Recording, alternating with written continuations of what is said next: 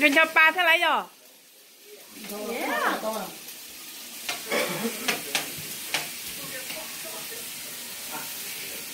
Bạn nào mà nó gây núng cổ bạn nào nè. Nó thế. Nó kiểu vô vô. Rồi, con. Thế còn thế sau. Thế nào để nó. Tụi này nhẹ nó bông lò, nhẹ nó cả nè. Gì chẳng phải tao lo luôn. Trời kêu ít tí vào hổn.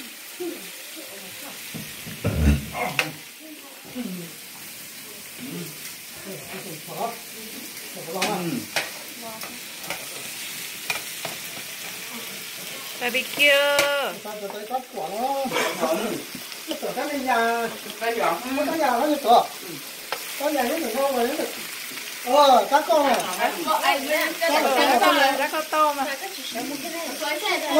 Lấy kiểu đó. Các con ngon hả? Yeah, các con Nó không mang đến kiểu ăn quả. nó to bằng nó. Mua quả này à? Dạ từ, còn này nó nữa. Dạ từ. Các con ngon sao? Cái này nó hú, để lòng hú. Dạ có chữa được con hả? Thì đó, không có rồi. Từ dưới kìa. Thì cá lô nó nhẹ thì không. Rác lâu chứ chả nước co lực, rác lâu chứ. Còn cái cú này rồi. Các con không. Chúng ta có chè cho nó ngon đấy nè. Cái này nó cũng có quả đó.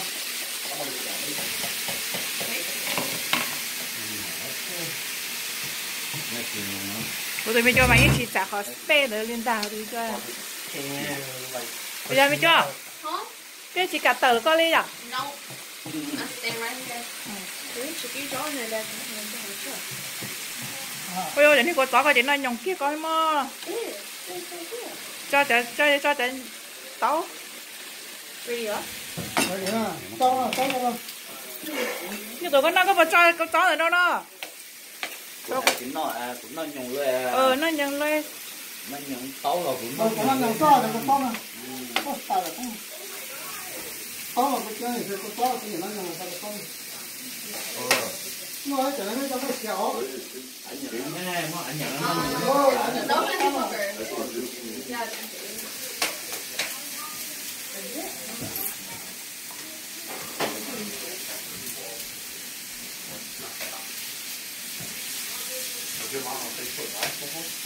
Facebook like ơ. Dạ, thế nè, chỉ là like nè. Nó chở nó hay á. Cho nó mà giờ thấy lúc cho hồi ta cho, để đó nè. Nó có chỉ tăng.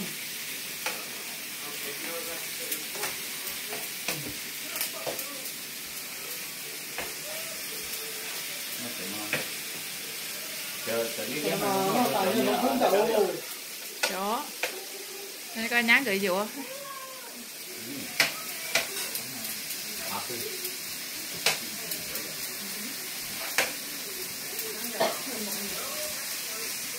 Cá dính là trời nữa. Chứ gì đó cái tụi này. Tụi này. Thôi lời còn gì.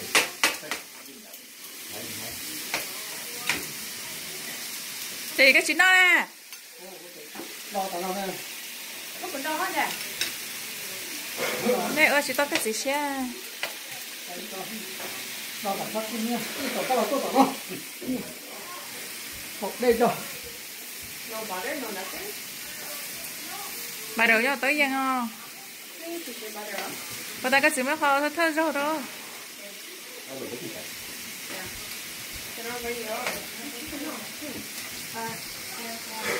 Ồ, ra đây. Ồ. Giờ tập trung bỏ nó bỏ nè. Rồi vậy. Nó mà nghĩ đi.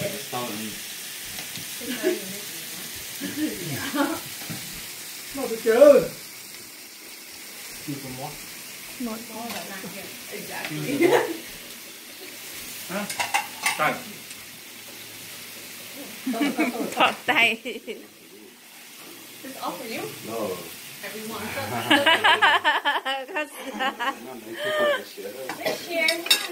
Share xong mất tay nè. Thế tao cho chia nè. Thế chứ bà, thế cái này có cái gì?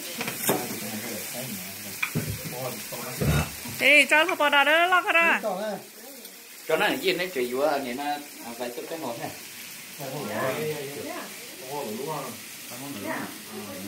Oh, then you said. Hey. There's nowhere to put it. I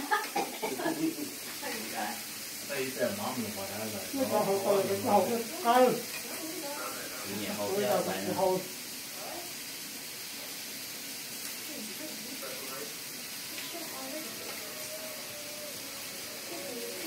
mà nè thầy cô pin thôi nó Ôi, này trên nó nè. Nếu hôm nay thì bỏ chân cho ba cho nó cho trâu lấy. Ô hô. Ô, còn kia. ồ nếu nó tại cho nó đi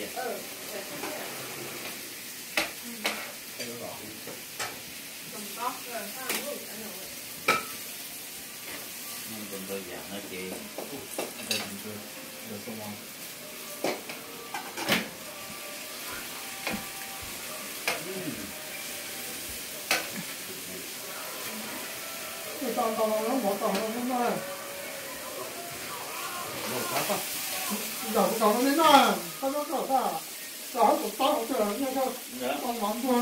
Ôi, nó mặn rồi. Chị nó mặn rồi nha.你聪明没来的。 Cái có cho con mỏ cho tôi ít chú mỏ nó bé nè. nó là cái chuyện bỏ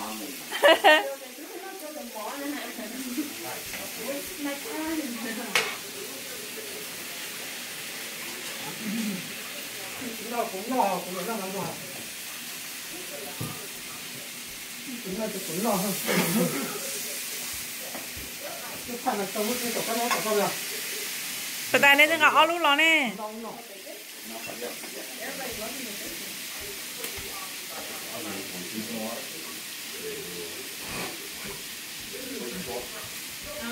Dễ thì nhiều ăn một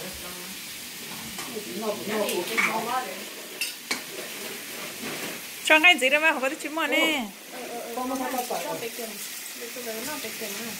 you want to do ball? Ball? There. Đó, lần đầu nhà cái cho họ nhớ, lần đầu.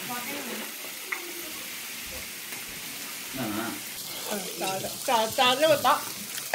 Not focus. Okay. Shit.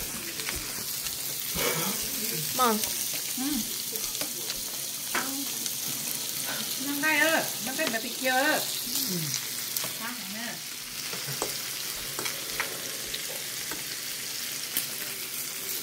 Cái đằng cái rồi còn nó. Ở này nó to. Nhớ. Ô, đâu đó.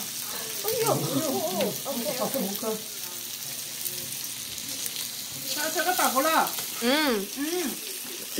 Ngon. ấy một lò Ngon lò biết ấy sao? thầy ơi Nghe này. thầy ơi thầy bên nhà nó đấy nó đấy cao. hai chị She put down. It's good, Mom? Good? hai chị lâu rồi So good. I think it's hot. chụp to có vào nhà năng khi cho Hey, let's look at that. Để cái gì đó. Sao? Cái bịch kinh đi mỏ. đã nó chơi rồi à hả Để mất tiền cái gì đó, phải không cái gì. Rau bên này này. Cho. Cái kim mỏ. Thôi lấy đó. họ chửi đó cái họ chửi đó Nhớ của đại à. Của đại ngay lần đó nhau nó. Okay. cũng có quảng châu Cái hộp họ nên nó tim bì Không khí khó à thì ta thấy à nếu mà tay nâu xìa Hỏi cái hâm mong. Cái nhớ lấy đâu. nhớ lấy cho lấy á lấy bỏ bếp ta đi ở Cá chết rồi. Cứ cho nó. Tại vì sáng em một cái chỉ nào xí á. cái gì cũng không được tập tay không được này cái tay nó xìa